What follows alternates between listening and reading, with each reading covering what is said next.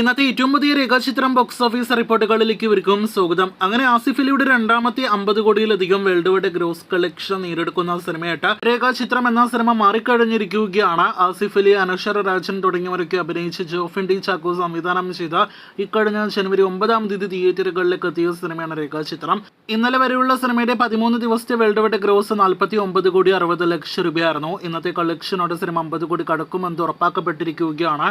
സിനിമയുടെ ഒഫീഷ്യൽ 50 കോടി പോസ്റ്ററും ഇപ്പോഴത്തെ പുറത്തു വന്നിരിക്കുകയാണ്.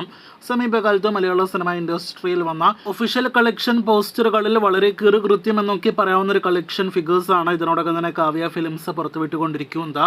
നേരത്തെ ഒരു സിനിമ മാമാങ്കമെല്ലാം തന്നെ 35 കോടി കളക്ഷൻ പോലും നേടിയെടുക്കാത്ത സമയത്ത് 135 കോടി തള്ളിയ അതേ പ്രൊഡ്യൂസറാണ് എന്ന് പ്രത്യേകം ഓർക്കണം. 2018 സിനിമയ്ക്ക് ശേഷമുള്ള വേണുകുന്നപ്പള്ളിയുടെ അഭിമുഖങ്ങൾ കാണുമ്പോൾ തന്നെ വ്യക്തമാണ് അദ്ദേഹം എത്രത്തോളം അപ്ഡേറ്റഡ് ആണ് എന്ന്. ഇനി ആസിഫ് അലി സിനിമയുടെ ഏറ്റവും പുതിയ നേട്ടങ്ങളിലേക്ക് വരികയാണെങ്കിൽ ഈ വർഷത്തിലെ ആദ്യത്തെ മലയാളം വിജയ സിനിമയാണല്ലോ രേഖാചിത്രം. കഴിഞ്ഞ വർഷം 2024 ആദ്യത്തെ മലയാളം വിജയ ചിത്രമായിരുന്നു അബ്രഹാം ഓസ്ലർ. ജയറാം നായകനെത്തിയ സിനിമ 41 കോടിയോളം രൂപ വേൾഡ് വൈഡ് ഗ്രോസ് ആയിരുന്നു അന്ന് നേടിയെടുത്തത്.